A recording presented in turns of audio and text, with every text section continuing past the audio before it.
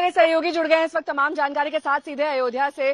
देखिए अशोक, बेहद दिलचस्प है कि राम मंदिर का मुद्दा सिर्फ उत्तर प्रदेश में नहीं छाया हुआ है। जहां जहां धार्मिक नगरियां हैं, उड़ीसा ले लें जहां पर जगन्नाथपुरी का टेम्पल है, या फिर दक्षिण भारत भी चले जाएं, वहां तक राम मंदिर की गूंज सुनाई देती है। ऐसे में जो कई ऐसी सीटें हैं जिस पर राम मंदिर का मुद्दा अपना प्रभाव छोड़ सकता है। अशोक, देखिए, बिल्कुल बीजेपी की कोशिश भी यही थी कि राम मंदिर के मुद्दे को देश भर में इस ढंग से एक मैसेज दिया जाए ताकि उसका एक इम्पैक्ट पड़े। हालांकि सीधा सीधा बीजेपी ये कहती नहीं है कि राम मंदिर का कोई पॉलिटिकल मुद्दा है या चुनावी मुद्दा है, लेकिन रैली में या जनसभाओं में अगर देखें तो बीजेपी के तमाम नेता इसका जिक्र जरूर करते हैं। चाहे स्टेट के इलेक्शन थे, मध्य प्रदेश, छत्तीसगढ़, राजस्थान, उस वक्त भी राम मंदिर की चर्चा की गई थी और विपक्ष भी इस बात को लेकर हमेशा से सवाल उठाता रहा कि चुनाव के मौके पर प्राण प्रतिष्ठा का जो कार्यक्रम किया गया, एक पूरा चुनावी प्रोग्राम था। बीजेपी विपक्ष ने सवाल भी उठाए थे। हालांकि बीजेपी हमेशा ये बात कहती है कि ये कोई राजनीतिक मुद्दा नहीं है, ये कोई चुनावी मुद्दा नहीं है, लेकिन जरूर एक कोशिश की गई थी, एक मैसेज दिया गया था। और जब प्राण प्रतिष्ठा का कार्यक्रम था उस वक्त भी पूरी अयोध्या ही नहीं, पूरा देश राम में दिखाई दे रहा था। और जिस ढंग से कार्यक्रम किया गया था, पूरा सड़कों पे लोग थे, लाखों की तादाद में हर रोज लोग दर्शन करने आ रहे थे और अभी भी काफी संख्या में देश भर से लोग यहाँ दर्शन करने के लिए आते हैं श्रद्धालु। जनवरी का महीना था, अब हम मई के महीने में है। 4 महीने बाद भी इसका इफेक्ट देखा जा रहा है या थोड़ा सा धूमिल पड़ गया है? 4 महीने बाद भी इफेक्ट है? नहीं, देखिए ये कहना पड़ेगा, मुश्किल होगा कि अभी इफेक्ट है, लेकिन इतना जरूर है जब ये प्राण प्रतिष्ठा का कार्यक्रम किया गया था उस वक्त लाखों की तादाद में लोगों ने दर्शन किए थे। हर रोज लाखों की तादाद में लोग आ रहे थे। अभी भी लोग आ रहे हैं, लेकिन उतना नहीं है जितना उस वक्त लोग आ रहे थे। लेकिन कहीं ना कहीं लोगों की एक आस्था का मुद्दा है।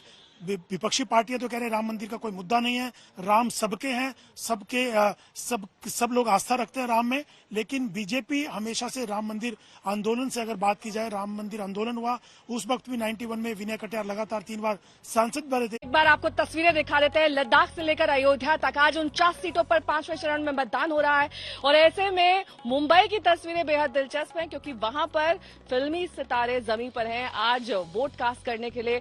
वो तस्वीरें भी आप तक पहुंचाएंगे। इस बीच कुमार अभिषेक मेरे सहयोगी जुड़ गए हैं तमाम जानकारी के साथ। कुमार, लखनऊ में कितने फीसदी मतदान हुआ है अब तक?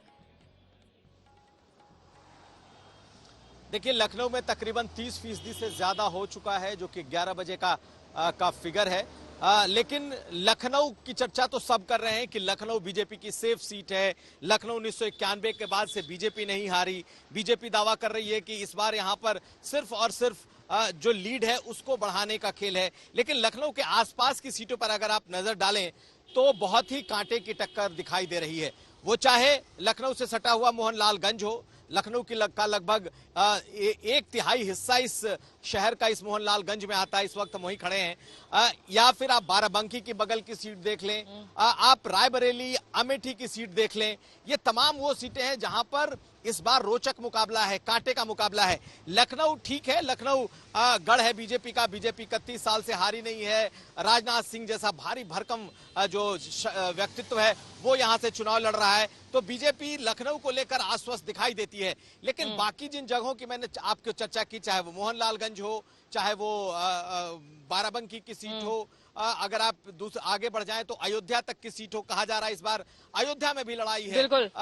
इस तरीके का मुकाबला है इस चुनाव में। अगर आप याद करें तो 2019 में 14 सीटें इस चरण में हैं, जिसमें से 13 बीजेपी जीत चुकी है। सिर्फ एक रायबरेली कांग्रेस पार्टी जीती थी।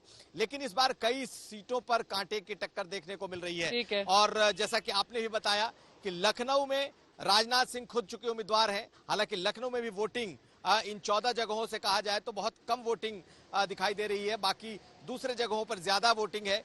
कैसरगंज लेकिन सबसे महत्वपूर्ण बात कि कम वोटिंग हुई है, लगभग 30% वोटिंग। 11 बजे तक का आंकड़ा सामने आ रहा है। उम्मीद की जा सकती है कि जब शाम का समय 6 बजेगा तब तक और ये मतदान फीसदी बढ़ेगा। तो यही अपील है आप सभी से, अपने घरों से बाहर निकलिए, मत कीजिए, क्योंकि ये आपका सबसे बड़ा लोकतंत्र में अधिकार है।